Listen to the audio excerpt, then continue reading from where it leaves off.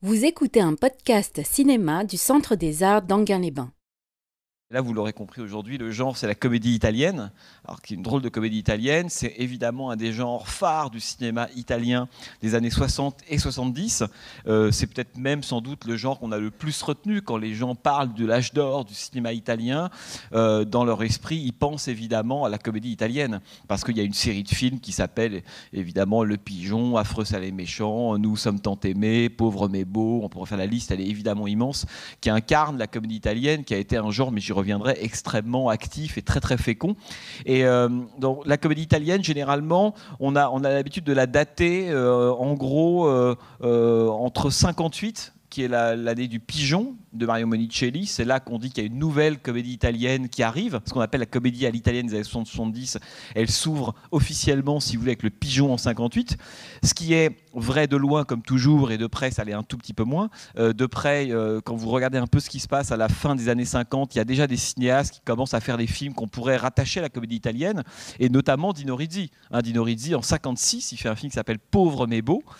J'y reviendrai parce qu'on a beaucoup accusé à l'époque Dino Risi d'avoir, avec ce film, un peu trahi l'héritage du néo-réalisme, ce qui évidemment n'était pas le cas. Et il a réalisé, lui, 2 ans avant, un film qu'on pouvait déjà rattacher à la comédie italienne. Donc 58, c'est Le Pigeon. Alors pourquoi Le Pigeon est un film important? Parce que c'est un film évidemment qui fait le passage de relais, mais très, très littéralement dans le film. Vous avez tous vu Le Pigeon, j'espère. Bon. Et qui fait le passage de relais entre une ancienne génération, si vous voulez, incarnée par Toto, et une nouvelle génération incarnée par Mastroianni, Vittorio Gassman, etc. Donc c'est un film qui effectue le passage de relais, on pourrait dire, entre deux conceptions et deux époques du cinéma italien, de la comédie italienne. Et la comédie italienne va se développer terriblement dans les années 60 et va, on pourrait dire, aller jusqu'au milieu des années 70, mais en se teintant d'une humeur un peu plus triste, un peu plus mélancolique, un peu plus dépressive. Ce qui est notamment le cas de Dino Risi. Alors, quand on parle de la comédie italienne, il y a beaucoup de films, évidemment des centaines. Il y a beaucoup de cinéastes qui ont touché à la comédie italienne, mais il y a 4-5 cinéastes qui l'incarnent, on pourrait dire, exemplairement. Parmi ceux-là, il y a évidemment Mario Monicelli, il y a Luigi Comencini, vous avez peut-être vu L'argent de la vieille, Le grand embouteillage, Un adolescent à Venise, Pinocchio, c'est lui d'ailleurs. Bon. Ettore Scola, évidemment, sachant que peut-être ces 2 films les plus connus sont sans doute Nous sommes tant aimés, Affreux, sale et méchant, pour le faire court. Pietro Germi, qui a été un cinéaste un tout petit peu moins connu, mais qui a fait dans les années 60 une comédie très axée, on pourrait dire, sur la critique du régime un peu patriarcal dans des films qui s'appellent Séduite et abandonnée. Ces messieurs dames sont des films passionnants. C'est plus, on pourrait dire, une comédie qui s'attaque aux mœurs de la Sicile, si vous voulez. Il y a Mario Monicelli, peut-être le plus connu de tous, évidemment. Et puis, alors, Mario Monicelli, c'est La Grande Guerre, Nous voulons le colonel, L'armée Brancaleone, etc. Et puis Dino Risi, qui personnellement est mon préféré. Dino Risi, c'est lui qui a tourné, donc c'est quelqu'un qui est né en 1917 précisément, donc voilà, et quand il tourne en 61, Une vie difficile, c'est pas un jeune cinéaste, il en a déjà tourné 11 ou 12 me semble-t-il, je crois que c'est son 13e film, Une vie difficile. Alors Dino Risi, c'est intéressant parce que de toute cette bande-là, et d'ailleurs on y reviendra après, parce que une des questions intéressantes qu'on peut se poser sur la comédie italienne, c'est que on a souvent l'impression que ce sont des films interchangeables, ou en tout cas que Dino Risi aurait pu signer Les Monstres, un film de Scola, que Scola aurait pu signer des films de Monicelli. On n'arrive pas forcément très bien à voir quelle est la spécificité de chacun de ces cinéastes-là. On confond un peu, ça c'est Risi, ça c'est Monicelli, ça c'est Comencini, et pourtant il y a des différences, il y a des humeurs différentes. Un film de Monicelli, c'est pas un film de Dino Risi, et ça j'y reviendrai parce que moi c'est un des trucs qui me semble les plus intéressants sur l'analyse de la comédie italienne, à quoi on reconnaît un film de Dino Risi et en quoi c'est un film de Risi n'est pas un film de Monicelli. Donc il y a dans la comédie italienne évidemment un effet de bande, c'est très important ça, parce c'est à la fois des cinéastes évidemment, mais ce sont des acteurs. Vous connaissez tous Manfredi, Alberto Sordi, Vittorio Gassman, Mastroianni, il y en a comme ça une série. Alberto Sordi, qui joue là le rôle principal d'Une vie difficile, étant à mon avis un des plus grands acteurs du cinéma italien 70, qu'à l'époque la critique italienne un peu intellectuelle de gauche méprisait, et en France encore plus. Serge Danet a écrit dans les années 80, mais comment est-ce que les Italiens peuvent préférer Alberto Sordi à Anna Magnani? Pour lui c'était vraiment un crime absolu, et Sordi est un génie, vous allez voir dans ce film ce qu'il arrive évidemment à faire, acteur d'origine romaine, c'est important. Et donc on a une bande, si vous voulez, de cinéastes qui ont chacun fait des films à la fois appartenant à ce genre que la comédie comédie italienne, mais avec des humeurs un petit peu différentes. Et ça, c'est quelque chose sur lequel j'aimerais qu'on revienne après. Et Une vie difficile, donc, que vous allez voir, c'est sans doute un des chefs-d'œuvre du cinéma italien. Et là, je rattache même pas ça à la question de la comédie italienne. C'est souvent un des chefs-d'œuvre du cinéma italien. C'est un film qui date de 61. Et qui raconte, mais comme les grands films de la comédie italienne, qui raconte en fait, qui essaie de brasser l'histoire de l'Italie, on pourrait dire, de la Seconde Guerre mondiale au milieu des années 60. C'est à peu près ça, la période que va couvrir Dino Risi. Et moi, il me semble que quand on veut comprendre et connaître l'histoire de l'Italie, le plus grand témoin de l'histoire de l'Italie dans les années 50, 60, 70, ça a été évidemment la comédie italienne. C'est là que l'histoire de l'Italie, que l'humeur de l'Italie, que ses impasses, ses problèmes, etc., sont le mieux passés. Beaucoup plus, évidemment, que dans des films de Fellini ou d'Antonioni. C'est dans la comédie italienne qu'on comprend et qu'on voit l'histoire de l'Italie. Alors là, donc, Une vie difficile, donc avec Alberto Sordi qui joue le rôle principal, Léa Massari qui joue le rôle principal féminin. Et vous allez voir, c'est un des plus beaux films du monde, Une vie difficile, et qui contient, je ne vais pas vous le révéler tout de suite, mais qui contient, on pourrait dire, tout ce qui fait, à mon avis, l'intérêt des films de Dino Risi. Ce sont des films, Dino Risi disait qu'il détestait les films militants. Et d'ailleurs, il reprochait beaucoup à Ettore Scola de s'être engagé dans une voie un peu militante au milieu des années 70, considérant que Ettore Scola était devenu beaucoup moins intéressant à partir en gros de Ça les méchants. Et il le disait, Dino Risi, le militantisme m'ennuie à mourir. Ça, on y reviendra, parce que c'est le contraire des films à thèse, les films de Dino Risi. Et c'est des films qui sont toujours installés, on pourrait dire, au cœur de contradictions ou de paradoxes. C'est toujours très intéressant de savoir ce qu'on pense d'un film de Dino Risi à la fin. Il n'y a pas une lecture univoque. Il n'y a pas une lecture contre une autre. Il n'y a pas un camp qui a tort contre un autre. C'est ce qui fait des films qui nous rendent, à mon avis, toujours un peu plus intelligents et surtout qui nous renseignent sur nous-mêmes. Vous savez, pour moi, c'est ça une des puissances du cinéma, c'est qu'à la fin d'un film, on en sait un peu plus sur nous-mêmes et puis sur le monde, mais aussi sur nous-mêmes. Et je pense qu'un film comme Vie difficile, la façon dont on perçoit le personnage principal, ce qu'il fait, ce qu'il ne fait pas, son évolution, dit beaucoup de choses évidemment sur nous-mêmes. Donc voilà, j'en dis pas plus, que sinon vous comprenez qu'on est parti pour des tunnels à n'en plus finir. Voilà, chef-d'œuvre absolu, Dino Risi 61, donc Une vie difficile, et on se retrouve juste après. Bonne projection. C'est un des films qui représente la quintessence de ce que c'est que la comédie italienne, c'est-à-dire un espèce de mélange indécidable entre de la tragédie, de l'ironie, de l'humour, une lucidité absolument incroyable. Je pense que c'est un des plus beaux films, d'ailleurs, sur ce qu'a été le fameux miracle économique italien dont je vous ai déjà parlé, le boom économique. Il y a eu plusieurs films. C'était un des grands sujets de la comédie italienne, d'ailleurs, ça. La façon dont l'Italie, entre la fin des années 50 et le début des années 60, 57, c'est l'entrée dans le marché commun de l'Italie, et jusqu'au début des années 60, comment l'Italie, en fait, s'est transformée. C'est vraiment un des grands sujets de la comédie italienne. Il y en a beaucoup, évidemment, notamment la question des mœurs, je sais pas, le célibat des prêtres, les rapports hommes-femmes, les ouvriers, le syndicalisme, La Castrovia va au paradis par exemple, il y a La justice au nom du peuple italien, un des très très grands films de Dino Risi, je ne sais pas si c'est un film que vous avez vu, mais c'est un film encore plus violent que celui-là, Au nom du peuple italien. Film qui fait en 1974 avec Vittorio Gassman et Ugo Tonazzi. Mais la question du miracle, de ce qu'on appelait à l'époque le miracle économique, le boom, il y a même un film d'ailleurs de Vittorio De Sica qui s'appelle Il Boom avec Alberto Sordi, qui est pour assurer le train de vie de sa femme. Ça, c'est un des grands sujets de la comédie italienne de l'époque. C'est des hommes un peu arnaqueurs, un peu hâbleurs, qui ont voulu profiter on pourrait dire, du miracle économique et qui n'ont pas su, on pourrait dire, assurer le train de vie de leur femme, qui avait des désirs matérialiste de plus en plus important, et dans Il Boom, De Sica pousse le vice jusqu'à faire que Alberto Sordi, qui joue le rôle du mari d'une femme comme ça, en vienne à vendre son œil tout simplement à un patron qui lui rachète extrêmement cher, parce que le patron va être opéré de la cataracte, ça se passe pas très très bien. Alberto Sordi, finalement, bon allez, je vends mon œil. Donc c'est un film très très beau, évidemment, enfin très beau. Un film très, très violent. Et donc cette question-là, elle a été au cœur de la comédie italienne. Il y aurait des dizaines de titres de films qui ont traité ça et qui ont traité évidemment l'enfer économique. C'est-à-dire qu'il y a un film d'ailleurs qui est qui est contemporain d'une vie difficile, que va réaliser Dino Risi un an et demi plus tard. C'est Le Fanfaron. Je ne sais pas si c'est un film que vous avez vu, avec Gassman et Trintignant, et qui raconte cette fois, on pourrait dire, le versant beaucoup plus euphorique, hein, du point de vue de Vittorio Gassman, cet homme qui passe son temps à draguer, à aller sur des plages, qui entraîne avec lui évidemment Jean-Louis et Trintignant. Et le titre original du Fanfaron, c'est Il Sorpasso, et Il Sorpasso, c'est-à-dire le surpassement. Hein. Comment est-ce qu'à ce moment-là, l'Italie tente de surpasser elle-même, et comment est-ce que chacun tente d'être au niveau de cette espèce de nouvelle donne économique, si vous voulez. Donc Dino Risi, c'est pas le seul évidemment, mais Dino Risi a été vraiment un de ceux qui a le plus traité ça. Mais évidemment, et quand on voit une vie difficile, le miracle économique, il fait un peu la gueule. Hein, si vous voulez, c'est-à-dire qu'on n'a pas le sentiment que l'Italie y a beaucoup gagné, en tout cas du point de vue, on pourrait dire, des valeurs, de sa conscience politique, de sa conscience historique, etc. Hein, quand on voit le parcours, c'est ça qui est génial dans Une vie difficile, c'est le parcours de Silvio.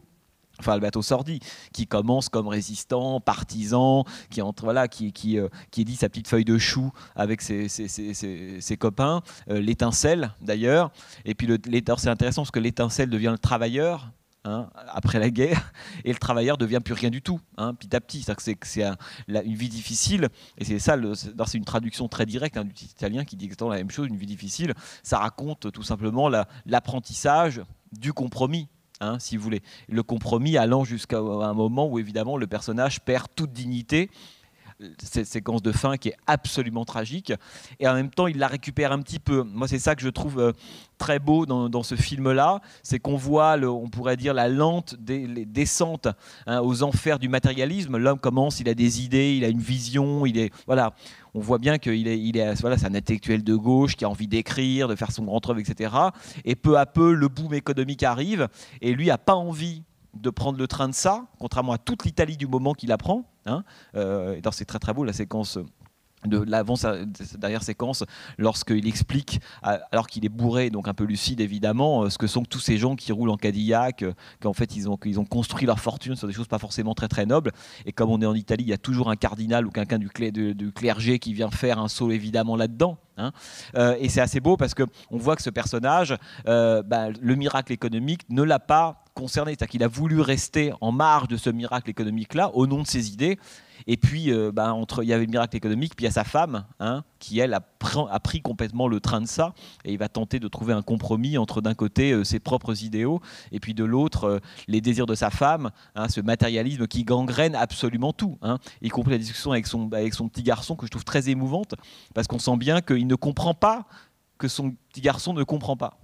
Hein, il se convainc lui-même, mais ça c'est les grands passages de la comédie italienne qui s'illusionnent jusqu'à la fin où le rideau tombe, et là il faut faire quelque chose parce qu'évidemment c'est une vie ou 10 ans ou 20 ou 30 ans de mensonges, hein, ce qui est le cas de Silvio. Et à la fin effectivement la goutte d'eau au sens littéral du terme, c'est évidemment l'eau qui reçoit sur la figure, et là il décide de tout abandonner, mais en même temps ce qui est très très beau dans cette fin, et c'est en ce sens-là que c'est une fin qui est typique de Dino Risi par rapport à d'autres cinéastes, c'est que c'est pas du tout.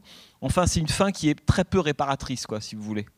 On pourrait se dire que la gifle que donne à la fin Alberto Sordi à son patron, c'est en fait la gifle qui donne à tous les affronts en retour que lui a subis depuis le début. En même temps, honnêtement, c'est rien du tout. C'est ça qui est beau, c'est que le film s'achève sur une note en demi-teinte. Hein. Au fond, c'est pas parce qu'il a fait ça et qu'il repart à pied, il a retrouvé un peu de sa dignité, mais il a quand même tout perdu. Hein. Et le film nous fait pas croire que faisant ça et que sa dignité va lui permettre de vivre, etc. Sans doute que 2-3 jours après, c'est bis repetita avec sa femme, et qu'à nouveau il est pris dans cette espèce d'engrenage où qu'est-ce que je fais, mes idéaux, ou alors je deviens le type un peu momifié. Vous avez vu à la fin quand il arrive à l'enterrement, hein, que tout le monde veut que je sois. Et j'aime beaucoup ça chez Dino Risi, c'est que on pourrait dire qu'il y a un petit retour, voilà, à la fin il prend conscience de ça, c'en est trop, il donne une gifle, et en même temps c'est rien du tout, au fond, cette gifle par rapport à tout ce qu'il a subi depuis le début et tout ce qu'il va sans doute subir après. Ce qui me permet de dire d'ailleurs quelque chose par rapport à l'état d'esprit des films de Risi, qui sont des films globalement beaucoup plus sombres que ceux de ses collègues de la comédie italienne de l'époque, de gens comme Monicelli ou comme Scola ou comme Encini ou Germi, etc. C'est que Risi, c'est quelqu'un, et je ne sais pas si vous connaissez un tout petit peu sa filmographie, mais à partir du milieu des années 70, il va faire des films beaucoup plus sombres, Dino Risi. Il y a Au nom du peuple italien en 74, et puis il fera des films comme Âme perdue, par exemple. Je ne sais pas si vous l'avez vu, ce film avec Gassman, Fantôme d'amour, avec Romy Schneider et Marcello Mastroianni, qui est un film extrêmement sombre sur l'histoire d'un homme qui voit revenir un amour de jeunesse sous les traits d'un fantôme, qui est joué par Romy Schneider, évidemment. Et il va faire des films beaucoup plus tristes, mais complètement mélancoliques, on pourrait dire. Et c'est intéressant parce que quand on pense au nom de Dino Risi, on se dit toujours oui, mais c'est quelqu'un qui a fait de la comédie. C'est pas vrai. Il a fait des comédies, mais il a fait aussi des mélodrames. Hein. Il a fait quelques films qui se sont un peu presque rapprochés du film policier. Et puis il a fait sur la fin de sa carrière des films beaucoup plus tristes que ça. Parce que ce qui est beau chez lui, c'est que la plupart de ses personnages, contrairement à Monicelli, de ce point de vue-là c'est le contraire, terminent seuls. C'est-à-dire que si vous avez vu des films comme Mes chers amis, vous avez sans doute vu Mes chers amis, hein, bon, qui est un film extraordinaire. Mais ce qui est beau dans un film comme Mes chers amis, c'est qu'évidemment le film se passe 13-14 ans après Une vie difficile. C'est qu'on a donc une bande d'amis qui sont un peu les derniers à faire les fanfarons dans une Italie on n'est plus là du tout, au moment justement des années de plomb des années 70, et sont les seuls à faire ce qu'on appelait à l'époque les inganades, qui sont seuls à faire les fous entre eux, alors que tout le monde s'est complètement anémié, plus personne ne fait rien, il reste 4 fous, il y avait un peuple de fanfarons en 62, il n'y a plus que 4 uluberlus en 74, ce sont Mes chers amis. Mais dans les films de Monicelli, il y a toujours le recours à la bande d'amis et au groupe qui nous sauve, on pourrait dire, de la violence du monde, si vous voulez. Hein. Même si on est les derniers à être comme ça, même si toute l'Italie s'est complètement convertie au marché, au consumérisme, etc., etc., etc., il y a quand même une bande d'amis qui fait écran à ça. Et ça, la bande d'amis, qui est quelque chose qui est... Enfin, Le Pigeon étant un film là-dessus. À la fin, on n'a pas réussi à faire le cambriolage, on mange un plat de pâtes entre amis, et au fond, le fait de se retrouver entre amis à la fin, on est en 58, permet aussi, au fond, on pourrait dire, de faire écran, hein, par rapport à un monde, à une Italie qui est en train de changer. Chez Dino Risi, absolument jamais. Il n'y a pas d'effet de groupe chez Dino Risi. C'est vraiment un cinéaste de la mélancolie, on pourrait dire, Dino Risi, alors que Monicelli serait beaucoup plus, on pourrait dire, un cinéaste du groupe ironique, hein, alors que chez Dino Risi, pas du tout. Et le plan que vous voyez là, le plan de fin par exemple, il y a 2 plans. Il y a le plan où il est à Viareggio et il crache sur les voitures, qui est une des séquences très célèbres, hein, d'une vie difficile, comme dans Mes chers amis, la séquence des claques données sur les voyageurs qui partent en train. Je ne sais pas si vous vous souvenez, il s'amuse à donner des claques aux gens qui passent. Bon, mais ce qui est beau, c'est que si vous comparez, vous prenez toutes les dernières séquences des films de Dino Risi, la plupart du temps, ça se termine par un homme seul, hein, qui repart dans le fond du plan et qui disparaît, seul ou avec sa femme, etc. etc. D'abord, c'est chez Risi, à chaque fois, une sorte de déclaration d'amour à Charlie Chaplin. Il adorait Charlie Chaplin, Dino Risi. Hein, c'était vraiment un de ses modèles. Pour lui, cette espèce de mélange permanent de comédie et de tristesse. Et cette veine mélo, on la sent en permanence, notamment dans le jeu de Sordi. On est toujours, dans Une vie difficile, on est à 2 doigts de pleurer. Hein, et par moments, évidemment, il y a l'élégance de Risi qui fait qu'on part sur un éclat de rire, même si on rit jaune. Mais on est toujours extrêmement proche du mélodrame. C'est ça, quand on parle de comédie italienne, c'est bizarre, parce qu'au fond, il y a de l'ironie, il y a une cruauté, il y a une lucidité, mais on rit toujours jaune dans la comédie italienne. Hein. C'est pas du tout, c'est une comédie, enfin, très particulière. Et moi, il me semble que quand on sort de là, on a peut-être le sourire, mais on est quand même un peu plombé quand on voit l'étendue des dégâts, hein, comme par quoi est passé l'homme, on sait en quoi il a cru, les espèces d'idéaux qu'il attendait de défendre, et peu à peu comment, à la fois l'évolution de l'histoire, l'évolution des personnages, on l'ont contraint à faire de plus en plus de compromis pour se retrouver l'espèce de larbin, laquais, un espèce de patron qu'il a combattu évidemment toute sa vie. Et cette fin, elle est typique des films de Dino Risi. Hein. C'est qu'au fond, l'homme termine seul.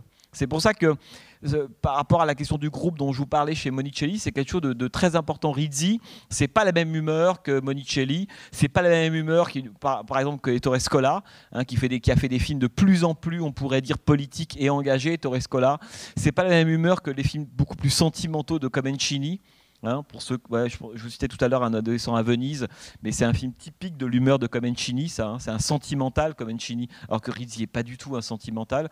Donc c'est intéressant de voir la différence entre ces différents cinéastes, parce que je vous disais juste avant que le film ne commence, tout le paradoxe de la comédie italienne, c'est que c'est à la fois on pourrait dire un cinéma de la bande, et en même temps un cinéma d'individualité. C'est un cinéma de la bande parce que à l'époque, tous ces gens-là, parce que là on parle des cinéastes, mais les acteurs, les scénaristes évidemment, travaillaient ensemble sans arrêt, hein, qu'ils étaient tous en gros basés à Rome, même s'ils venaient d'endroits différents. Hein. Dino Risi, c'est un cinéaste qui vient de Milan.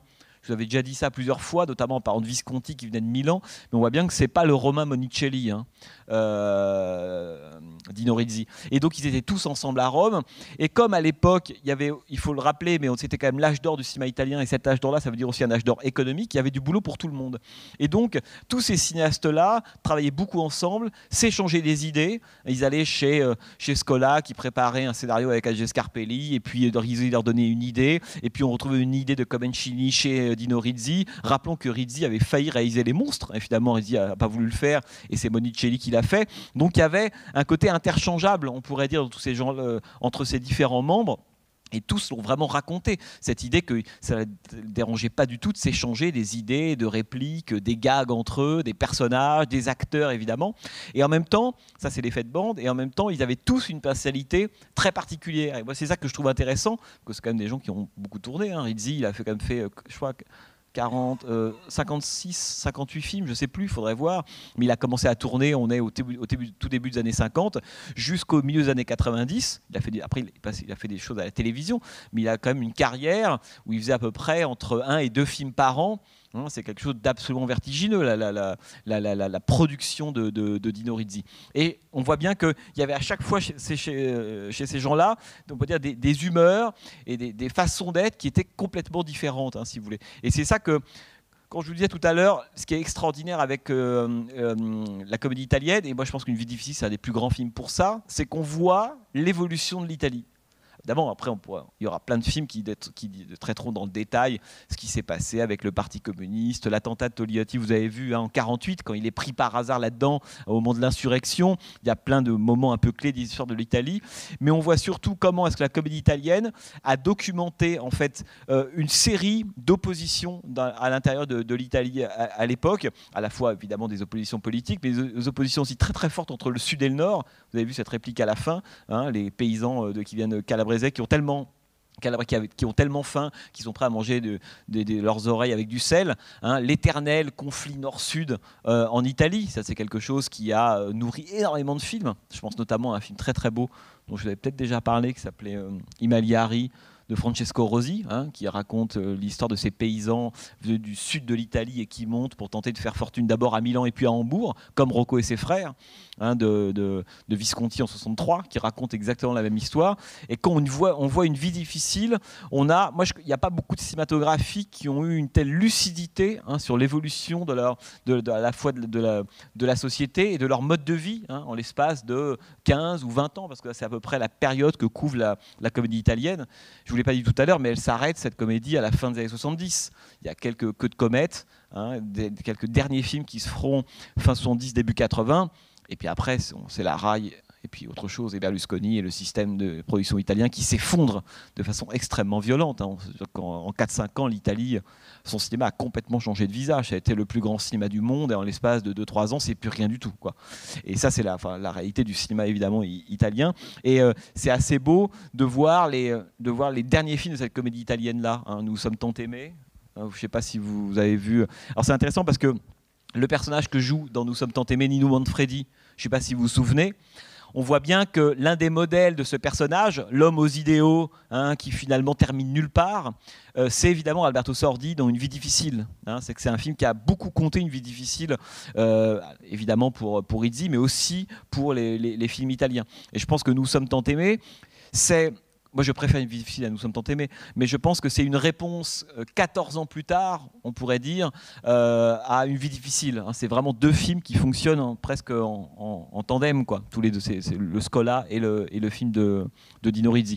Donc, la comédie italienne, c'est vraiment la période 58-78, on pourrait dire, qui est, on en a déjà parlé, parlant des polars et des différents genres, qui a couvert voilà, le miracle économique, le sort évidemment des Italiens du Sud par rapport aux Italiens du Nord, la corruption, l'éternel, on pourrait dire, triumvirat, l'homme politique, le patron et le clergé. Ça, c'est la sainte trinité de la critique italienne. Il y a toujours hier soir, je revoyais un autre film italien d'un cinéaste italien qui s'appelle Fernando Di Leo, j'ai peut-être déjà parlé, qui a fait beaucoup de polars formidables, une sorte de Melville italien dans les années 70, et qui tourne à peu près des séquences similaires au film de Risi par moment, qui fait le même constat, mais sur le mode du polar, hein, donc c'est complètement autre chose. Et on voit bien que c'est un genre qui a absolument radiographié, c'est pour ça que je vous disais de ça tout à l'heure, c'est très important quand on veut connaître l'histoire de l'Italie. Évidemment, on peut revoir Le Guépard, formidable, ou Rocco et ses frères, ou plein d'autres films, mais là, on a le miracle économique, la perte des idéaux, la perte de la politique, le début des Brigades Rouges en 70, les années de plomb en 69. On a presque le sentiment, quand on voit ces films-là, d'avoir un cours d'histoire, me semble-t-il, hein, si vous voulez, sur l'histoire de l'Italie, quoi. Hein. Donc c'est. Et je voudrais que vous parliez un peu, parce que je ne veux pas encore refaire des tunnels comme d'habitude. Oui. À Paris. Ah, pardon. C'est la dernière apparition de. Il faut rappeler que Dernier Amour, c'est l'histoire d'un acteur, oui, hein, qui est au chômage, qui est vieux, il va dans une maison de retraite, voilà. Un peu comme de ce film de Duvivier qui s'appelle La fin du jour, je ne sais pas si vous vous souvenez, avec Louis Jouvet, qui termine dans une maison de retraite pour acteur. Et puis là, alors que lui se sent encore, il a encore l'énergie, il a encore envie de continuer à jouer, mais on ne veut plus de lui à ce moment-là. Et puis il y a cette scène déchirante où il présente cette jeune beauté, Ornella Muti, à un producteur de disques ou de cinéma, et il est en train de s'apercevoir que c'est lui qui a l'aventure avec elle, et c'est tout. Et c'est assez déchirant. Et je voulais vous parler aussi du film, finalement, qui est un petit peu, on dirait presque un résumé de tous les films italiens et d'une beauté, qui s'appelle La Grande Bellezza. Vous avez dû voir. Et je trouve que aussi, là, on rejoint un peu le personnage, finalement, qu'on a vu dans La vie difficile. C'est un peu, je comprends ça. En même temps, ce qu'il y a chez, disons que c'est Paolo Sorrentino, hein, qui fait ce film, La Grande Bellezza. Il y a quelque chose qu'il n'y a pas chez Rizzi et qu'il y a chez Sorrentino, qui se veut lui-même, enfin, il se réclame presque comme le continuateur de la grande comédie italienne, prenant à la fois un peu de Rizzi, un peu de Fellini, etc. Oui. etc. C'est que, évidemment, lorsque Dino Rizzi tourne Une vie difficile, il tourne ça en temps réel, c'est-à-dire qu'il raconte l'Italie des années 60, de fin 44 à 61, grosso modo. Là où je suis plus réservé avec les films de Sorrentino, c'est que c'est des films nostalgiques qui n'ont pas du tout le même point de vue. C'est une nostalgie, évidemment, sur un âge d'or, hein, de l'Italie, du cinéma italien. Et moi, je suis toujours un peu gêné avec les films nostalgiques, parce qu'évidemment, il y a un rapport à un passé qu'on enjolive un tout petit peu, ce qu'il n'y a pas du tout chez Rizzi. C'est que ce que j'aime chez Rizzi, c'est qu'on ne le sent pas nostalgique de quoi que ce soit. Hein, oui, le personnage avance, voilà, il a été partisan, il est sauvé de la fusillade par cette femme, etc. Et puis peu à peu le film progresse, mais il n'y a pas cette espèce de nostalgie chez Rizzi. Il y a plutôt la tentative, c'est ça que je trouve émouvant, mais ça c'est typique de la comédie italienne, enfin des grandes comédies italiennes, de toujours, comprendre tous les personnages. C'est ça qui est beau dans Une vie difficile.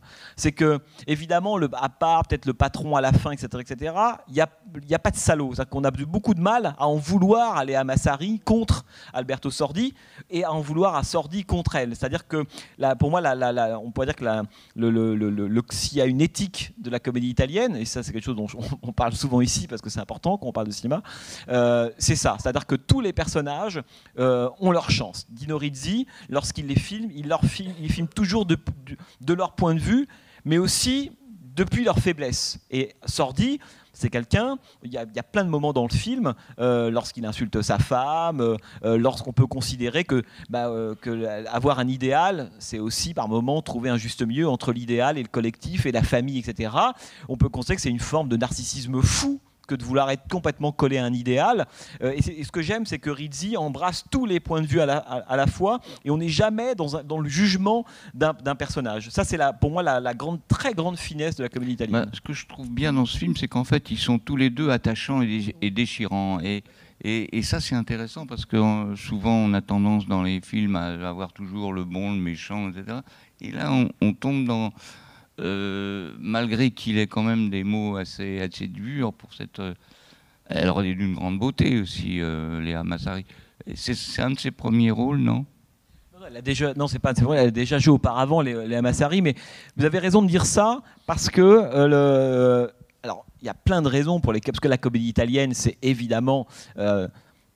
d'abord, il faut quand même le rappeler que c'est mais ça, c'est le cas de toutes les grandes périodes de cinéma. C'est la coïncidence on pourrait dire la dimension presque magique d'une rencontre entre une période où il se passe beaucoup de choses, des grands cinéastes, de grands acteurs. Vous voyez, il y a un moment, c'est presque de l'ordre de l'alchimie. Tout ça fait que la comédie italienne va arriver. Donc c'est pour ça que vous prenez Rizzi, Monicelli aujourd'hui, évidemment, le feu d'artifice n'aurait sans doute pas eu de la même façon.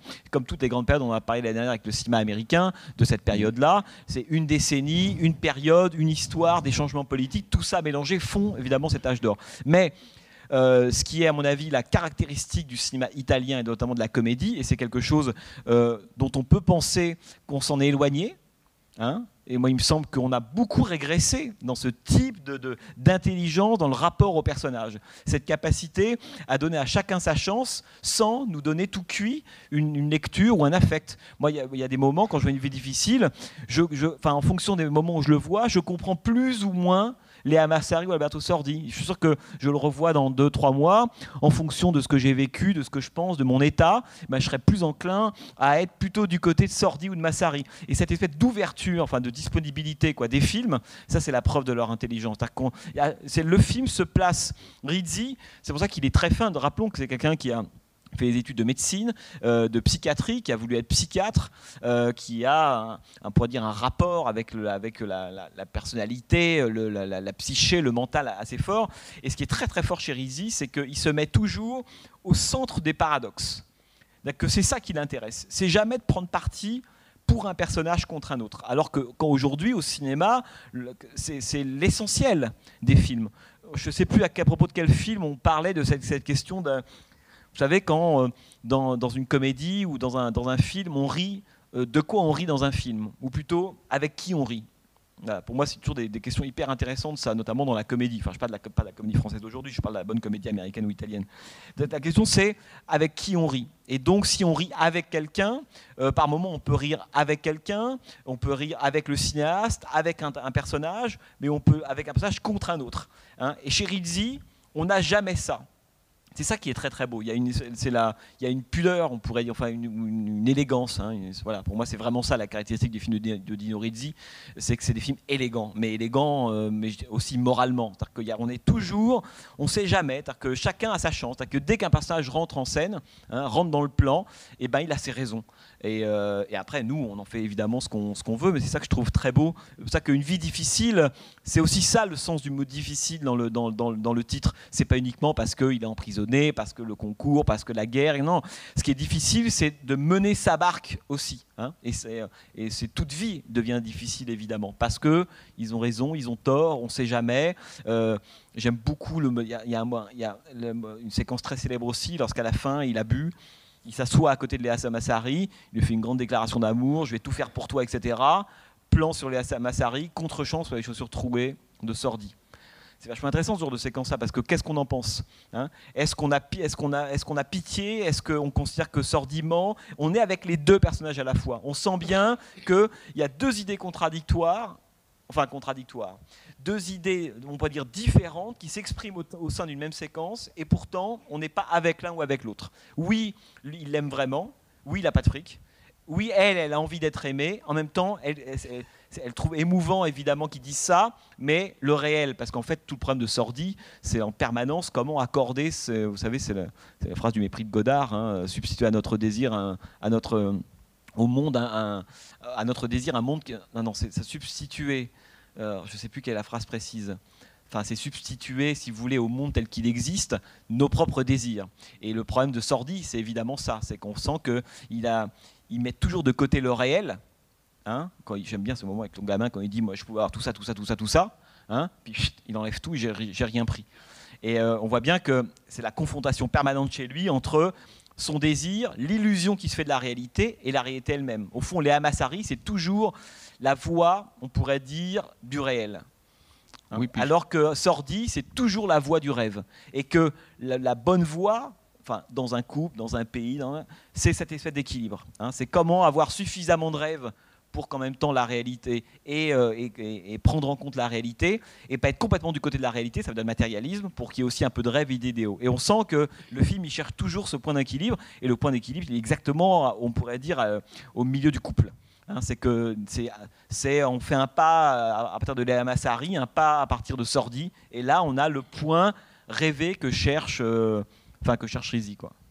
Et puis je trouve que comparativement aux films français où effectivement les situations ont été exploitées, surexploitées avec l'éventuel amant de Léa Massari, là c'est carrément très sobre.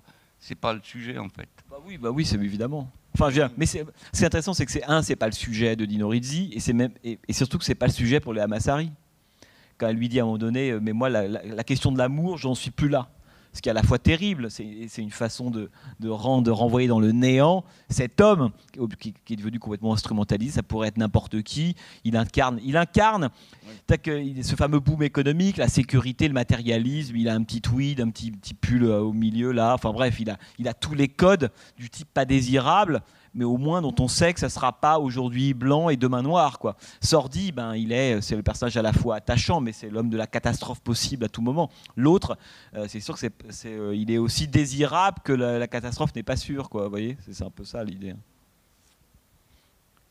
Et ça, ce rapport aux personnages, les monstres, hein, il faut quand même rappeler que ce qu'on appelle les monstres, c'est presque ce qui est le personnage fondateur de la comédie italienne, les inventeurs des monstres évidemment, des films à sketch, et qu'en fait, la comédie italienne, elle filme toujours du point de vue du monstre qu'on a en nous. Voilà. Mais ce n'est pas le monstre au sens moral, au sens, on pourrait dire, américain, c'est-à-dire au sens puritain du terme, l'autre, etc., ce qu'on combat, etc. Non, le monstre, c'est la part de nous-mêmes qu'on ne veut pas bien regarder, qu'on n'ose pas regarder, etc. C'est ça le monstre. Et Dino Rizzi l'a toujours dit, le monstre, c'est absolument pas les autres. Le monstre, c'est nous. Et nous, et c'est moi. Hein, c'est ça que la question...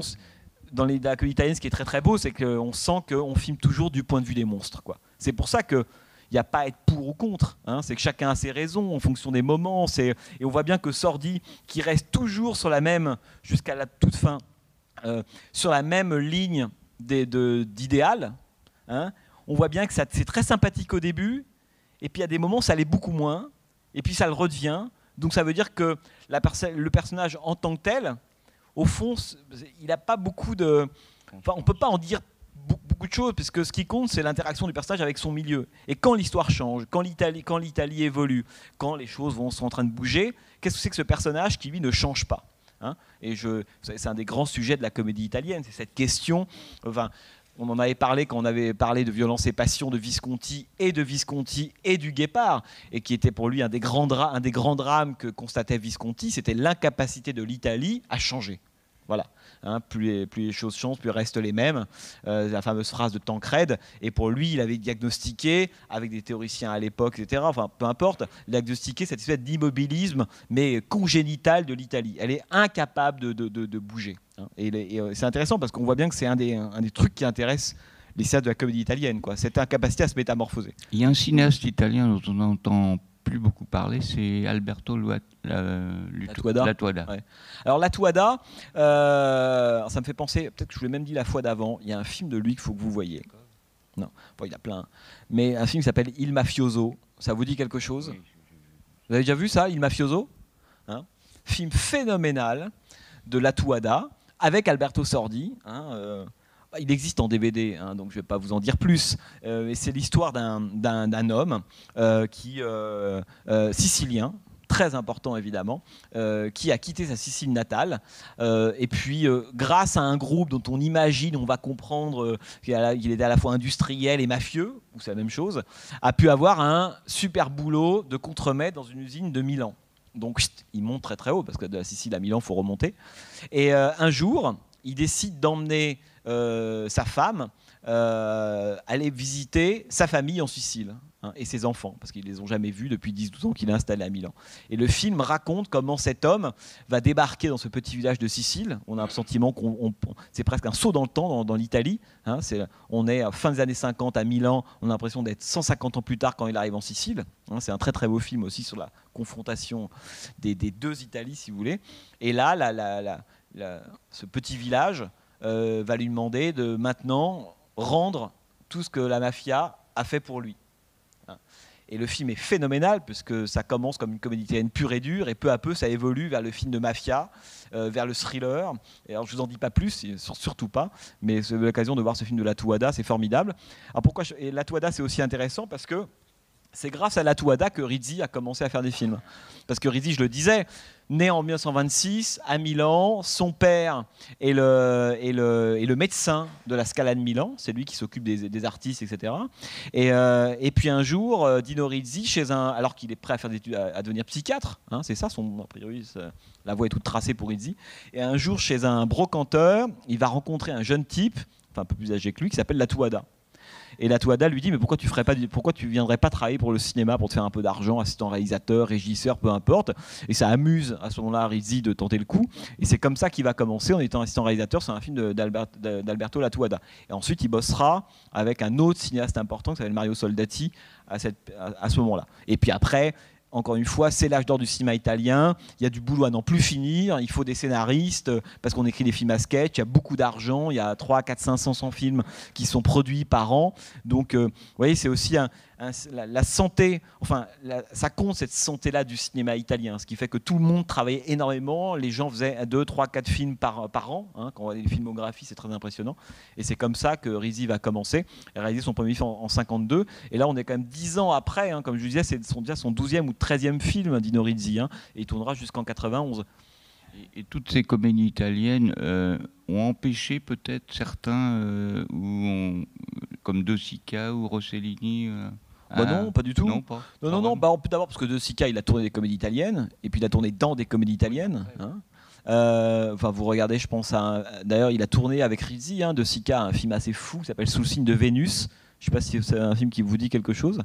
Un film avec De Sica, qui raconte l'histoire d'une vieille fille qui cherche désespérément à se marier dans ce Rome en plein boom économique. Puis un jour, sa cousine débarque. Le problème, c'est la femme, c'est Franca Valeri. Je ne sais pas si vous voyez comment cette actrice, qui a été une scénariste aussi, mais qui n'a pas physiquement, c'est pas Gina Lollobrigida, quoi.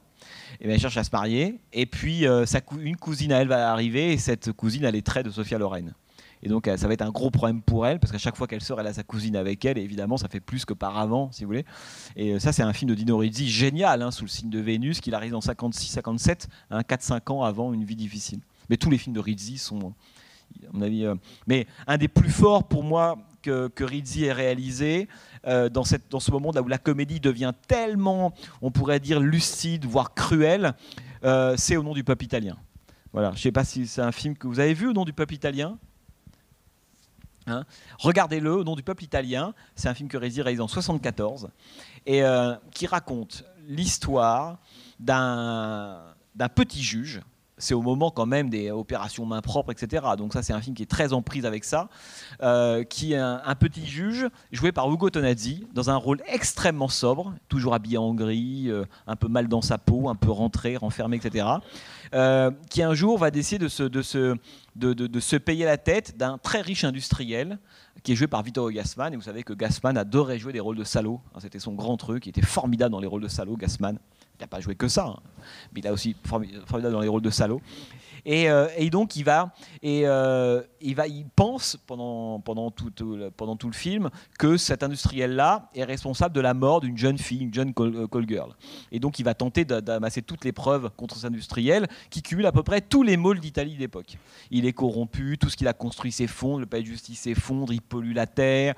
C'est vraiment, on a l'impression que c'est une espèce de catalogue négatif, Vittorio Gassman, si ce n'est qu'il a un truc pour lui qui n'a pas évidemment Tonazzi, c'est que c'est un homme flamboyant qui a de la faconde, quoi. Tonazzi, il est un peu tristounet. Et tout le problème du film, ça va être évidemment d'arriver à récupérer la preuve qui éventuellement fera condamner Gassman. Et puis quand Tonazzi récupère cette preuve, il se rend compte que Gassman est innocent. Et là, le film est génial, parce que c'est des retournements qu'on n'a que dans les films italiens. C'est-à-dire que pendant tout le film, on a été du côté du juge hyper intègre, qui veut condamner l'industriel, hyper véreux, etc. Et puis à la fin, on se rend compte que ce type-là a peut-être fait des trucs abominables, il pollue, il corrompt à tour de bras des politiques, etc. Il n'empêche que le cas sur lequel il est arrêté, ce cas-là, il est innocent. Alors c'est très intéressant par rapport à l'époque contemporaine. Et donc on a Ugo Tonazzi qui lui finalement doit choisir entre est-ce que je suis vraiment intègre, auquel cas j'ai là entre les mains cette preuve, qu'est-ce que j'en fais? Soit je la garde, auquel cas je fais preuve de mon intégrité et j'innocente un homme que je déteste, qui pour moi incarne tous les problèmes de l'Italie, ou bien je détruis cette preuve, auquel cas je fais condamner l'homme, pas pour ce cas-là il est innocent, mais dans tous les cas il le mérite bien, tellement il a commis d'actes délictueux à côté. Pour moi, c'est évidemment de dilemme, c'est un truc totalement cornélien, génial, qui est à un moment un des exemples limites de l'histoire de l'histoire de la comédie italienne, où évidemment Tonazzi doit choisir tout simplement entre l'intégrité et l'idéologie. Voilà. Ça s'appelle Au nom du peuple italien. Alors ça, c'est un film terminal pour moi. Et alors je vous raconte évidemment pas. C'est pas possible, mais le dernier quart d'heure est complètement fou. Et là, pour moi, si vous voulez, c'est la très grande force de la comédie italienne, c'est-à-dire comme Une vie difficile, comme La Grande Guerre, on pourrait en citer beaucoup d'autres. C'est que, pour moi, c'est vraiment à l'intérieur de ce genre, qui est un genre plutôt évidemment populaire, qu'à l'époque, que les Italiens, tous les Italiens allaient voir, qui remplissaient les salles. C'est dans ces films-là qu'on a souvent les questions les plus pénétrantes, quoi, les visions les plus profondes, les plus politiques, les plus pertinentes, celles qui ont le mieux vieilli. Alors que vous voyez certains films, par moments, on pourrait dire, un peu engagés de l'époque, ça a quand même pris un sacré coup de vieux, alors que les films de Rizzi, il y a une telle intelligence, quoi, chez lui. Et alors, regardez Le nom du peuple italien, si vous avez l'occasion. Et là, pareil. Là, c'est un film que j'ai montré il y a 2-3 mois, je ne sais plus où. Et donc, il y avait un débat après. Et donc là, j'ai évité, contrairement à ce que je fais avec vous, de parler trop. Vous voyez, donc, je n'ai pas trop parlé. Et la question, c'était, je ne vous dis pas ce qui se passe, mais je demandais aux spectateurs de se prononcer sur la fin du film. Et c'est extraordinaire parce que les gens, d'abord, s'engueulaient entre eux et n'avaient pas du tout la même lecture de la fin du film.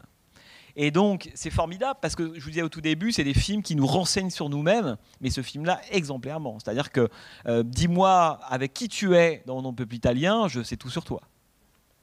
Et ça, c'est formidable. C'est-à-dire qu'il n'y a pas beaucoup de films qui résistent, et sachant qu'il n'y a pas, encore une fois, il n'y a pas une lecture contre une autre. C'est que le film, justement, ce qui est très très beau, c'est le jeu est ouvert, quoi. Donc vous pouvez rentrer un peu comme vous voulez. De façon, ce qui est déjà le cas dans Une vie difficile, mais dans Mon peuple italien, pour moi, c'est un des chefs-d'œuvre de Nino Rizzi. Là, c'est un niveau qui est complètement vertigineux. Si vous avez l'occasion de le voir. Ouais. Alors, là, il y a un monsieur, regardez, il s'est tout de suite levé. Oui, vous voulez dire que la copie n'était pas terrible ? Si, ça allait, mais est-ce qu'on est sûr que tous ces films sont bien conservés Non, là, ouais. Alors d'abord, là, c'est une copie, vous l'avez vu au début, c'est une copie restaurée. Voilà, restaurée. Par Giuseppe Rotunno, qui est quand même un grand chef opérateur, c'est l'homme qui a éclairé Apocalypse Now de Coppola. Oui. Alors, est-ce que les films sont bien conservés ? Non. C'est-à-dire que la façon dont... Alors, ça a un tout petit peu changé depuis quelques années grâce au centre expérimental de Rome et à la Cinémathèque de Bologne. Mais la façon dont les Italiens ont conservé et traité leur patrimoine, c'est absolument scandaleux. C'est-à-dire que, évidemment, il y a Antonioni, Pasolini, Fellini, il y a 5 têtes de pont. Bon, il y a 40 films, 50 films bien conservés. Il y en a des milliers, dont tous ces films qu'on ne considérait pas à l'époque, qui ont été, soit certains ont disparu dans des copies absolument lamentables, on ne sait plus qui sont les ayants droit. Et d'ailleurs, il faut dire que le patrimoine italien a été sauvé en grande partie, un peu par des Français, pas mal par des Japonais. Les Japonais sont très friands de films italiens de cette époque-là. Et donc l'Italie commence à faire un peu de travail, mais extrêmement faible. C'est-à-dire qu'ils n'ont pas été du tout scrupuleux à l'égard de leur propre patrimoine. Par exemple, ce film, on peut le trouver en DVD. Oui, ça y est. Oui, depuis quelques années maintenant, mais vous savez, le DVD, ce qui est compliqué, c'est qu'il y a eu tellement, on le voit bien là, à chaque fois qu'on fait un film d'un cycle, chaque film, en fait, c'est l'arbre qui cache une forêt de 300, 400, 500 films, hein, chaque genre, c'est pas compliqué. La comédie italienne, le polar, dans un mois, enfin un peu moins, c'est le giallo qu'on va aborder. Là, j'espère que vous serez tous là. Là, ça va être Profondo Rosso, c'est le 8 avril, hein, c'est ça ? 9 avril. Profondo Rosso. Alors, je vous dis pas, le titre français, il est horrible. Profondo Rosso de Dario Argento, ça c'est un chef-d'œuvre parmi les chefs-d'œuvre. Hein. Ça, il faut que voilà. Vous aurez le droit de m'insulter après si vous n'aimez pas le film. Mais ça, c'est vraiment, il faut impérativement être là. C'est un choc esthétique, c'est un choc tout ce que vous voulez. Donc, mais déjà, pourquoi ? Parce que là encore, ça va être un film qu'on va passer pour illustrer ce qu'on a appelé un autre genre, qui est le giallo. Hein, il y avait le western, le polar, la comédie italienne. Là, on va rentrer dans le giallo. Pareil, le giallo, c'est 300, 350 films. Et en France, en DVD, on en trouve 3-4. Les gens connaissent 2. Hein. Donc, vous voyez, il y a encore un travail absolument colossal à faire sur l'histoire du cinéma italien, évidemment. Et en France, après Henri Langlois, il y en a qui ont pris la suite pour... Où ça ? En France. La suite de quoi ? Pour restaurer les... Non, oui et non. C'est que parfois la Cinémathèque est partenaire de Bologne. En fait, on travaille beaucoup avec Bologne ou avec Turin, qui sont les 2 cinémathèques qui font de la restauration.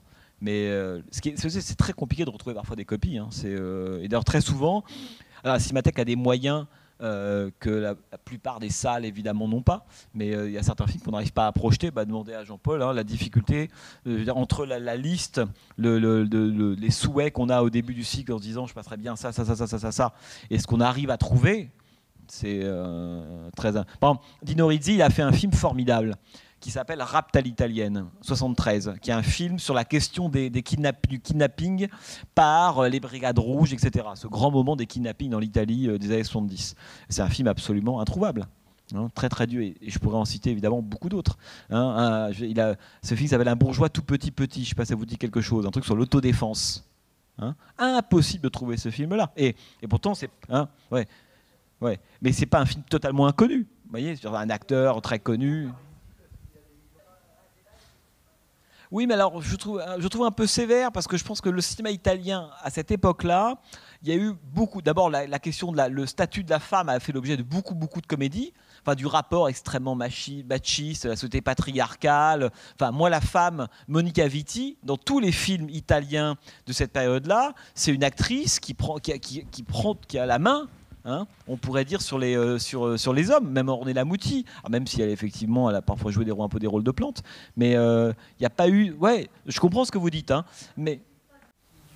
Tous les personnages sont duels, d'ailleurs, comme on lit tous. C'est pas le résistant idéal qu'on voit dans la plupart des films.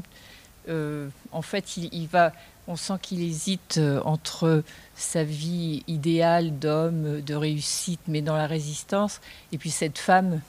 laquelle il ne va pas résister, finalement, il va laisser tomber ses copains. Et je trouve que dès le départ, c'est placé, quoi.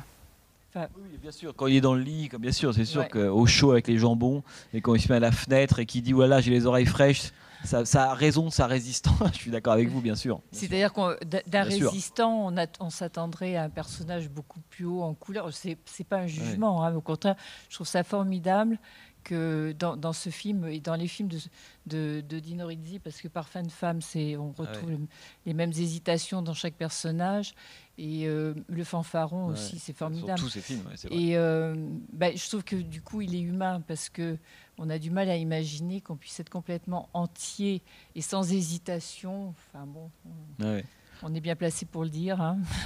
Et c'est ce que je trouve formidable, quoi. C'est qu'à la fois on l'admire, Puis en même temps, on voit ses faiblesses et les autres personnages aussi, d'ailleurs. Ouais. Non, mais c'est pour ça qu'on dit que la comédie italienne a été sans doute un des moments ou un des genres les plus formidables, enfin du point de vue presque de miroir de l'âme humaine, indépendamment là pour le coup de l'histoire de l'Italie.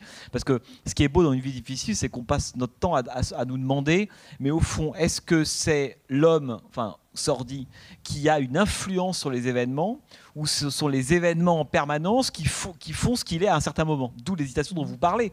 Il est partisan là, mais à un autre moment, il sera... Et c'est ça qui est évidemment beau, c'est qu'on ne sait pas si on a affaire à... En fait, moi, il me semble que c'est plutôt un individu qui, par moment, a envie de reprendre la main sur le cours de l'histoire, les événements, etc., et au fond, qui n'y arrive jamais. Je pense que c'est la question, une des questions que pose évidemment, à mon avis, Une vie difficile, c'est la façon dont ce qu'on appelle le compromis, parce que c'est un des grands sujets, des grandes obsessions de la psyché italienne, c'est le compromis, quoi. Voilà, beaucoup de gens à l'époque disaient le vrai problème de l'Italie, c'est le compromis, parce que le compromis, c'est l'immobilisme. Voilà, c'est ça, en gros, c'est ça que ça voulait dire. Et ce que je trouve très beau dans le film, c'est on a presque le sentiment que le personnage, que c'est une sorte d'apprentissage progressif, on pourrait dire, de la compromission. Et c'est ça qui est beau. Alors qu'on peut se dire, c'est pas de la compromission, il compose, c'est l'équilibre avec le réel, le désir, ce qu'on disait tout à l'heure. Mais c'est aussi vu souvent comme ça, Une vie difficile. On oublie la toute séquence de fin lorsqu'il gifle le patron. Ça veut dire qu'en fait, on prend 1h53 du film sur 1h55. Et c'est c'est un grand film sur la compromission. Mais pas du tout d'un point de vue qui jugerait négativement ça. C'est ça qui est très intéressant. C'est que le film ne nous dit pas, regardez ce lâche. À l'époque, on parlait de Sordi comme d'un lâche respectable. Non, c'est pas un lâche du tout. C'est plutôt le film nous dit plutôt, au fond, la compromission, c'est ça. C'est-à-dire que c'est comment est-ce qu'on apprend. C'est pas la question n'est pas d'être lâche ou pas. C'est quelqu'un qui tente de survivre, de maintenir des choses un peu, voilà, la famille, sa femme, l'amour de son fils, ses idéaux, plein de choses en même temps. Et c'est pas de la compromission. C'est pour ça que le compromis a souvent un sens très négatif, alors que Sordi se pose la question dans le film. Mais qu'est-ce qui est dans du compromis dans Une vie difficile ? Et on trouve la même chose chez la femme finalement, parce que son idéal, effectivement, c'est l'idéal apparemment de l'Italie, mais en même temps, elle aime cet homme, quoi. Elle y est profondément attachée et on la sent passer en permanence de ce désir d'avoir une vie où il n'y a pas de problème d'argent, et puis cet homme finalement auquel elle est attachée, qu'elle aime. Et je trouve que le personnage de femme est très beau aussi parce qu'elle veut aussi les deux. Elle veut les deux avec ce côté un peu cyclotimique. Quand elle a l'un, elle désire l'autre. Enfin, quand elle est avec lui, elle en a marre d'avoir si peu de moyens, etc. Puis quand elle est avec l'autre, elle s'ennuie. Et donc on est toujours évidemment. Et effectivement, les autres personnages c'est eux les monstres, quoi, parce qu'ils sont tellement, c'est des blocs, alors que Sordi et Léa Massari, ils sont tout en subtilité, ils sont partagés constamment, mais comme je pense on l'est en permanence, quoi. C'est pas, à la fois c'est génial de vivre, en même temps c'est... Oui, mais voilà. C'est pour ça que Risi, moi je me souviens, je l'avais rencontré en 2006, non, un peu avant, un an ou deux avant sa mort. Il était encore très en forme mentalement, Risi. Et il me parlait beaucoup de cette question, justement, de l'image qu'on donne de ce que c'est que l'idéal, la pureté. Voilà, cette idée de la pureté, il y a des films qui mettent en scène des êtres purs, totalement, on pourrait dire, à leur cause. Et Risi était toujours très sceptique à cet égard-là, à cause des failles, à cause du côté multifacette des individus. Et lui, par exemple, il n'aimait pas chez Scola, et c'est quelque chose qui l'ennuyait beaucoup, parce qu'il trouvait que Scola s'était perdu, justement en faisant des films qui, à un moment, se prenaient au sérieux ce qu'il racontait. Et c'est assez touchant de voir, pour lui, Nous sommes tant aimés, c'est un film qui avait tort. Le vrai problème de Ettore Scola, c'est qu'à un moment donné, il veut statuer sur ce qu'a été l'histoire de l'Italie. Là-dedans, il retrouve les défauts de ce qu'on combattait la comédie italienne, à savoir les bons, les mauvais, etc. Ce qui intéresse Rizzi, c'est d'avoir des personnages qui soient un peu kaléidoscopiques, c'est-à-dire qu'on pense effectivement différentes choses, etc. Et surtout qu'on voit bien que Sordi, c'est le contraire de l'idéaliste fanfaron. Vous voyez, celui qui met, on pourrait dire, son idéal, s'en sert comme d'un étendard. C'est un truc que Rizzi détestait absolument. C'est-à-dire qu'on ne peut pas mettre son idéal en étendard parce qu'on n'est jamais à l'abri d'une faiblesse, d'une faille, avoir faim, avoir froid, avoir un manquement, avoir un moment de je sais pas, de peur, être lâche, etc., etc. Et cette idée de ça que vous disiez, on le sent dès le début, c'est vrai. Et si on le sentait pas, ça serait plus un film de Rizzi. Je veux dire par là que si on avait affaire au début du film à un résistant sans défaut, net, pur et dur, justement, qui ne cesserait de dire moi je suis un résistant, etc., etc. Au fond, l'évolution du film serait, enfin, on n'en aurait pas la même lecture. C'est parce que c'est déjà présent au début que le hasard de l'histoire, de petits détails, etc., font qu'il est de ce côté-là. Mais Rizzi nous dit, par moment, il n'en faut pas beaucoup pour que cet homme-là aille de l'autre côté. Et c'est pas pour autant qu'il juge d'ailleurs. Hein. C'est ça que je trouve très... Il y a des films, La Marche sur Rome, par exemple, il a fait un film là-dessus, avec des personnages qui se retrouvent, ou comme dans La Grande Guerre, Monicelli a changé de camp, mais malgré eux. Et qu'ils n'étaient pas mieux parce qu'ils étaient avec les bons qu'en étant ensuite avec les méchants. Et ça, c'est une subtilité de la comédie italienne qui est... qui parie sur l'intelligence. C'est assez beau de dire ça, quoi. C'est-à-dire que c'est... on ne sait jamais ce qui serait arrivé, et donc le fait d'être effectivement quelqu'un qui a un idéal, on appelle ça un idéal parce que c'est du côté du bien, au fond ça tient à pas grand-chose. Et un petit événement de la vie, un petit truc fait qu'on peut basculer de l'autre côté, et qu'on sent que Rizzi freine les chevaux, quoi, en permanence. Il nous dit attention, là le bien, les partisans, pas partisans, regardez, on le met dans un lit, on lui file un jambon, sa presse, son petit journal L'Étincelle, il l'a vite oublié. D'ailleurs, d'un plan à l'autre, il y a 3 mois qui passent. C'est assez beau, hein. Paf, d'un seul coup. Bon. Et puis hop, et après il entend ses copains, et puis d'un seul coup il se remet à être avec eux, il leur apporte, je ne sais pas si vous vous souvenez, hein, du salami, etc. Il laisse tomber sa femme, là, autre idéal amoureux, on est pour toujours ensemble, en un quart de seconde il l'a oublié. Et ça c'est très beau. Hein, c'est très beau, c'est-à-dire que c'est une façon dont c'est des personnages qui sont dans le présent en permanence. Autrement dit, Rizzi ne filme jamais du point de vue rétrospectif de l'histoire. Vous voyez, il n'y a rien de pire que ça. Hein, des gens qui filment un hypothétique présent historique du point de vue d'une histoire dont on sait qu'elle s'est déroulée de telle ou telle façon. Rizzi, il est collé autant qu'il peut, hein, au présent de ces personnages-là. Et le présent, ce qu'après, rétrospectivement, on va appeler l'histoire, ceux qui se sont engagés, hein, lui, il voit bien combien ça tient à pas grand-chose, quoi. Et je trouve ça... J'adore tout le début du film. La façon dont... ça joue à pas grand-chose. Oui. Oui, et puis ce qui est beau, c'est que quand il retrouve ses copains partisans, pourquoi est-ce qu'il les retrouve? Est-ce qu'il repart avec eux parce que, quand même, l'idéal... ou alors, il en a juste marre de passer 3 mois en tête-à-tête avec cette femme et qu'il a envie de retrouver ses potes. Et c'est ça, je trouve très beau, parce qu'il y a les deux à la fois, sans doute. Et puis, on n'est pas là pour faire le tri. C'est-à-dire que Rizzi filme toujours à la fois la détermination et l'aléatoire, l'idéal et le hasard. Autrement dit, le côté extrêmement fragile des positions des individus. Ça, c'est un des grands trucs de la comédie italienne. C'est pour ça que la comédie italienne ne peut pas juger.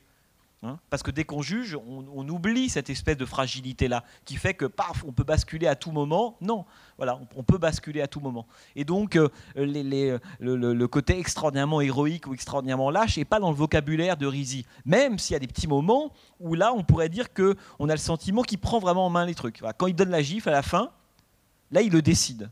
Il le fait au nom d'une dignité, d'un truc qu'il ne peut plus supporter. Mais il y a très peu de moments dans une vie difficile où c'est l'homme lui-même seul qui décide de faire quelque chose pour cette raison-là. Vous comprenez ce que je veux dire? La plupart du temps, c'est oui, bon, il a fait ça, mais au fond, vraiment pour quelle raison? Et c'est ça que je trouve très, très beau, quoi. Après, on est plus ou moins sensible à l'esprit de la comédie italienne. Attention, hein. Moi, je suis un grand consommateur, admirateur, tout ce qu'on veut. Intimement, c'est quelque chose que je comprends absolument. Et en même temps, je comprends aussi que c'est une langue moi, je connais des gens qui sont pas extrêmement sensibles à la comédie italienne, quoi. Vous voyez, tout ce dont on parle là, ça les touche pas, ça les émeut pas, quoi. Ouais, après c'est... oui, désir inassouvi dans tous les sens, parce que, en même temps, est-ce que c'est pas la définition du désir, hein, que ne jamais s'accomplir? Quand il s'accomplit, il ressemble à quoi? À un pantin, à un zombie, il est dévitalisé, il fait peine à voir, il est tout rigide, il a son petit parapluie, voilà. Oui, effectivement, je suis d'accord avec vous, c'est-à-dire que c'est l'étincelle, quoi. Mais c'est vrai. Il ne faut pas, à mon avis, faire croire que Léa Massari court. Il y en a d'autres des personnages dans la comédie italienne qui sont un peu comme ça. Là, elle ne court pas après le frigidaire. Voilà. Elle ne court pas après la Mercedes. C'est pas son truc. Elle court après un père et un mari qui puisse être responsable, autrement dit, penser pour trois. Voilà. La sécurité dont elle parle, c'est une sécurité, mais on pourrait dire une stabilité de la famille, où chacun joue son rôle. C'est pour ça que Sordi, il est bizarre, parce que Sordi est formidable, l'idéal. Vous voyez, en même temps, il y a un moment où l'idéal empiète sur la responsabilité qu'il devrait avoir en tant que mari, en tant que père. Hein. Et ça, j'aime beaucoup ça. Hein, c'est-à-dire qu'il y a l'idéal hyper pur.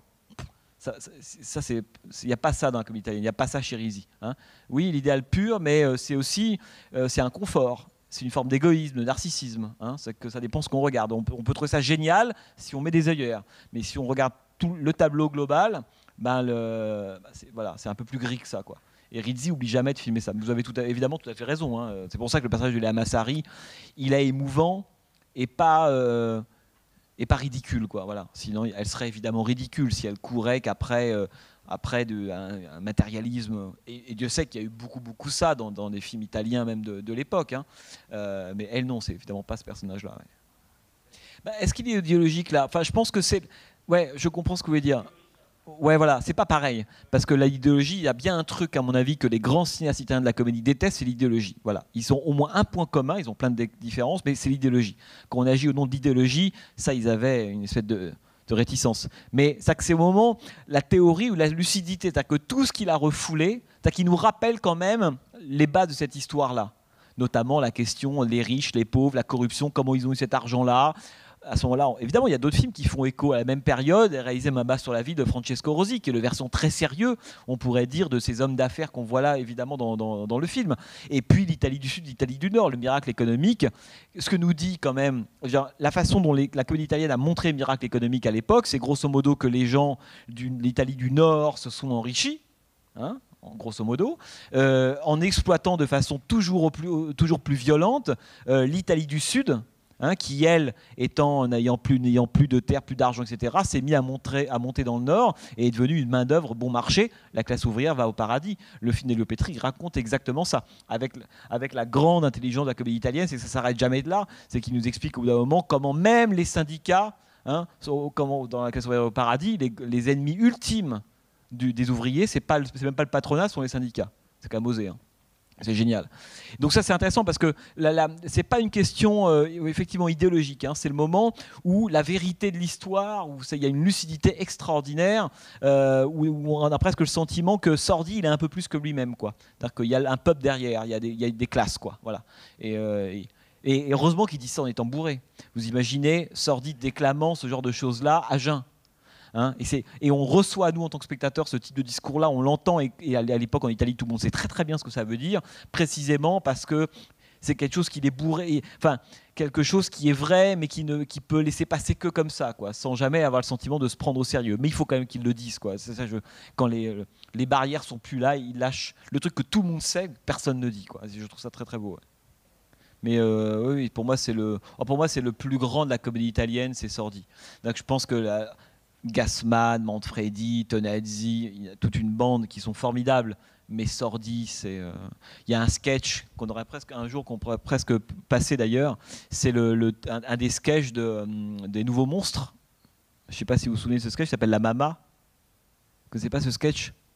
Alors là, il ne faut jamais montrer ça à sa mère, parce qu'elle le prend très très mal.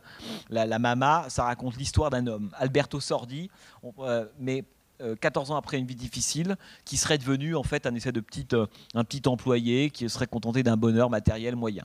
Par contre, il a une femme, c'est pas Léa Massari, c'est une vraie marâtre, quoi, qui supporte pas notamment sa belle-mère. Et puis un jour, Alberto Sordi a tout fait, hein, évidemment, pour garder sa belle-mère chez eux, parce qu'il l'héberge. Et puis on comprend que ce jour-là, ça va pas être possible. Et donc Alberto Sordi, comme tous les dimanches, emmène sa mère manger une glace sur un mont quelconque à Rome. Mais ce jour-là, ils profitent du fait qu'ils vont sur un petit mont, qui est un hospice qui est pas loin, pour que la Mama, elle aille visiter au cas où l'hospice qui est là. Et puis voilà. Alors je vous en dis pas plus, si c'était qu'il y a un moment où il dit d'accord, mais on verra ça dans 3, 4, 5 ans, mais pourquoi pas, on est là, c'est plutôt agréable, il fait beau, tu viendras nous voir de temps en temps. Et peu à peu, elle commence à se laisser convaincre. Et Sordi, c'est sa mère, il veut pas le faire, mais sa femme le pousse. Il est pris entre sa femme, donc sa famille, et sa mère. Et il dit, mais alors, bon, bah, laisse-moi, on va rentrer, je vais au moins faire ma valise, on ira dimanche prochain. Et là, CR2 qui dit, mais non, sa femme à lui a tout prévu, il ouvre le coffre et il y a la valise de la mère qui est là. Et je vous en dis pas plus, quoi. Mais ça, voilà, il y a que la comédie italienne qui peut filmer des choses pareilles. C'est extraordinaire, parce que le film est autant du côté de Sordi qui lui en veut terriblement. Parce que là, c'est un cas d'école. Hein, un fils va abandonner sa mère. Comment on fait pour rendre qu'il y ait un peu d'empathie à l'égard de ce personnage-là, même si c'est Sordi qui le joue. Et je vous en dis pas plus, vous verrez le film. Là, c'est un sketch, c'est un segment qui dure 20 minutes, et ça s'appelle Comme une reine. Parce que voilà, traitez-la comme une reine. Voilà, c'est le nom du sketch. Ça, c'est... Il n'y a plus qu'à aller se coucher. Bon, bah écoutez, je vous souhaite une bonne soirée. Et donc, rendez-vous le 9 avril pour Profondo Rosso.